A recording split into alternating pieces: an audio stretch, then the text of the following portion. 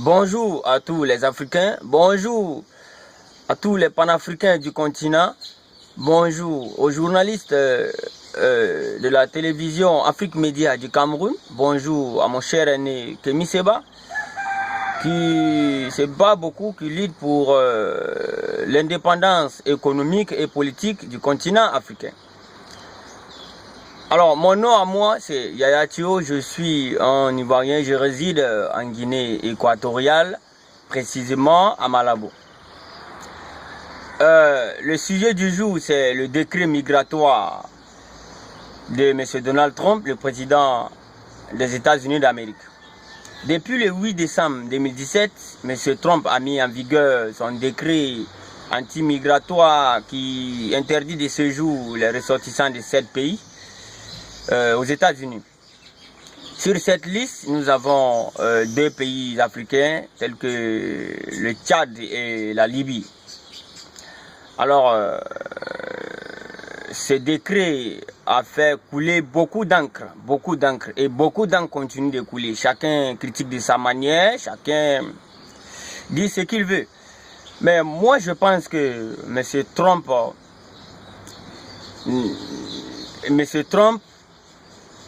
avait prévenu les gens. Voilà. Trump, vous savez, Trump, quand il faisait campagne, Trump a fait une campagne raciste, Trump a fait une campagne nationaliste, mais malgré tout ça, il a été élu par le peuple américain. Donc, vous voyez, Trump est un choix du peuple américain, malgré sa campagne raciste et nationaliste. Donc, si je peux dire que Trump, tout ce que Trump est en train de faire, il n'y a rien de nouveau. Voilà. Les gens avaient été prévenus. Voilà, les gens avaient été prévenus, mais quand même, ils ont voté pour lui. Donc, il n'y a rien de nouveau. Trump ne fait que réaliser ses promesses de campagne. Contrairement à nos chefs d'État africains qui promettent et qui ne réalisent pas.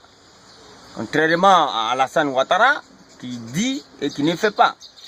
Contrairement à Alpha Condé qui dit et qui ne fait pas. Contrairement, je veux dire, tous les francophiles, les francolades africains qui promettent et qui ne réalisent pas. Trump, au moins, lui, il a promis à ses militants et il réalise. Voilà. Donc, ceci étant, vous voyez, le Tchad a perdu beaucoup de ses soldats au Mali. Voilà. Et la guerre du nord du Mali, tout le monde sait que c'est la mort de Kadhafi qui a aussi mis l'étincelle sur cette guerre-là. Vous voyez, c'est la mort de Kadhafi. Après la mort de Kadhafi, les gens sont venus avec les armes au Mali, se sont attaqués au gouvernement malien. Voilà. Tout ça à cause de la mort du colonel Kadhafi. Donc, et une guerre qui a été provoquée par l'Amérique de Obama et par Nicolas Sarkozy. Et aujourd'hui, on dit que les Tchadiens, qu'ils sont interdits de séjourner aux États-Unis parce qu'ils sont des terroristes et autres. Or, pourtant, ils sont morts en combattant le terrorisme provoqué par l'Amérique. Voyez, en combattant le terrorisme dans le nord du Mali, créé par l'Amérique elle-même. Donc vous voyez comment les Américains sont injustes, vous voyez comment la race blanche est injuste, vous voyez comment les Français sont injustes, vous voyez. C'est ça que nous, les panafricains, nous combattons. Voilà, l'injustice envers le peuple noir, l'injustice envers le continent africain. Donc, chers amis africains, panafricains, je pense que le problème est simple. Le problème est très simple. Trump réalise ses promesses de campagne. C'est son droit, c'est ce qu'il avait dit. Je me rappelle bien, Trump a dit quand il serait président, il allait interdire tous les musulmans de séjourner en Amérique. Il allait faire construire un mur entre le Mexique et l'Amérique. Il allait s'attaquer à l'Obamacare. Beaucoup de choses de ces gens-là. Voilà, beaucoup de choses de ces gens-là. Mais aujourd'hui, il est élu, donc il réalise ses promesses de campagne. Ceci étant, c'est simple. Lui, il réalise ses promesses de campagne. Nous, Africains, qu'est-ce que nous devons faire? Nous aussi, nous devons chercher à nous défendre. Voilà le Tchad et la Libye qui sont sur sa liste. Qu'est-ce que l'Union africaine doit faire? Si l'Union africaine vraiment aime son peuple, qu'est-ce que nous devons faire? Nous devons parler d'une seule voix. D'une seule voix, ce qu'on appelle l'Union africaine, nous devons parler d'une seule voix pour soutenir les pays qui sont visés par Donald Trump, pour soutenir nos frères soudanais et nos frères libyens qui sont visés par le décret de Donald Trump. Si aujourd'hui, l'Union africaine parle d'une seule voix et décide aussi de rapatrier tous les Américains vivant sur le continent africain, de rapatrier tous les diplomates, les ambassadeurs, les chassés de l'Afrique, si l'Union africaine prend seulement cette décision, je pense que Trump va revoir rapidement sa liste. Parce que les Américains ont beaucoup d'intérêt sur le continent africain.